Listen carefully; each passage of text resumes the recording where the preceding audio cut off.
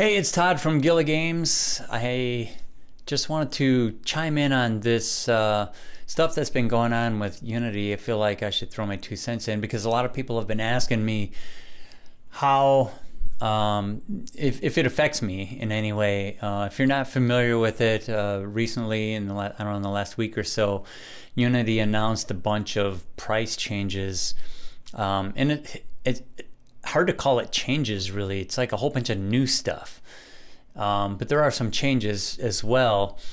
Now the new stuff is mainly they're going to start charging developers or publishers or somebody in that food chain for every copy of the game that gets installed after a certain threshold, and the thresholds vary depending on which plan you are subscribe to, I guess.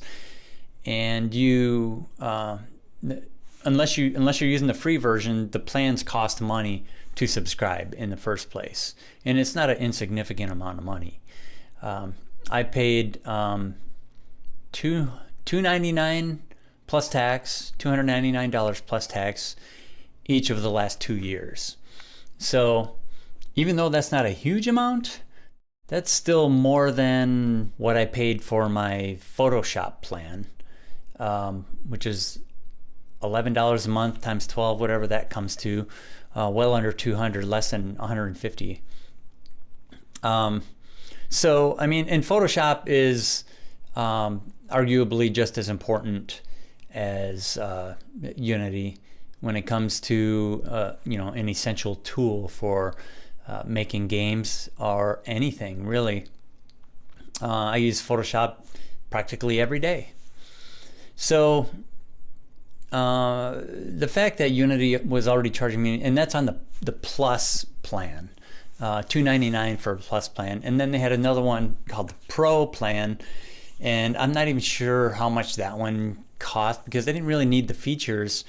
The Plus plan was perfectly fine for what I needed. And so that's what's affecting me most, because one of the changes they made was they decided to just drop the Plus plan as an option. And I think they mentioned that they were going to automatically upgrade Plus subscribers to the Pro plan. Now the Pro plan, I don't know what it was before, like I said, but I looked at it now, and they have it listed at something like over $2,000 a year. $2,000 a year. Okay, now it's ridiculous. You know, even if my games don't exceed the threshold to start paying a certain amount of money per install, and they probably won't, because the thresholds are like, you need to make, for each game, you need to make $200,000 annually plus 200,000 installs. Now there's not a lot of small indie teams that have games that make $200,000 in a year. I don't. Rising Star 2 is, I would consider successful because it allowed me to continue working on it full time for a long time, a couple of years. But I think the most it's made in 1 year, the first year it came out, probably about roughly 100,000. So not even close to the threshold to start getting charged per install. So I wasn't worried about that.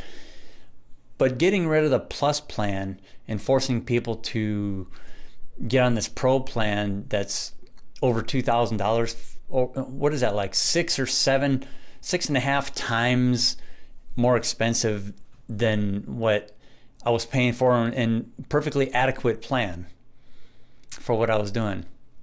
So I've been looking into Godot. I think a lot of developers in this situation are looking at alternatives, and Godot is a free game engine that I've been interested in looking at for a long time. But I've been so familiar with Unity and too busy to look at anything else that I haven't looked at it. But the timing of this announcement from Unity is perfect for Godot, because Godot just released version 4.1, and version 4.0 was a major upgrade that came out in like March or something like that. And the 4.1 update, which is also a pretty big update on top of it, just came out like a week before Unity made this announcement.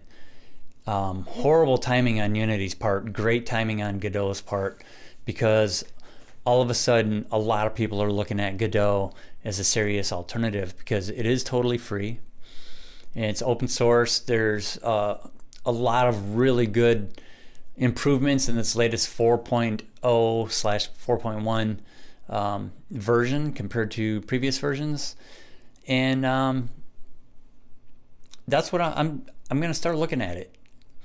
And I'm not sure, my subscription's up for renewal in March. So I have some time to figure it out and decide if I want to renew with Unity. If I don't renew with Unity, I'm not sure what that's going to mean for putting out updates for Rising Star 2 and Stranded Without a Phone and Word Wager, all these games that I have that are live, that were developed with Unity. It might mean I go with the free plan after all, and you end up seeing the Made with Unity logo on the splash when you launch the game. But, you know, for $2,000, I don't care about that. If it means I can't use their analytics system with the free version, whatever. I don't care. I hardly use analytics anyway. So Unity did announce kind of a weird apology yesterday, saying we're going to go back and basically reevaluate this, and we'll get back to you. So we're still waiting for them to get back to us to see what's going to happen. But a lot of developers are saying it's already too late. Unity has destroyed their own reputation. Developers can't trust them anymore to do the right thing. And Unity's kind of been going downhill for several years now, because they've been trying to add a bunch of features that most developers don't even need, instead of focusing on fixing bugs and really making the core feature set, which everybody needs every day, as robust and bug-free as possible, including the editor itself. The editor itself has a lot of weird glitches and stuff. So if they could just focus on that and figure out a better way to monetize, they'd be all right. But I think it's too late for a lot of people, and I'm certainly going to be in that boat. So that's where I stand right now. Thanks for watching. I'll talk to you guys later.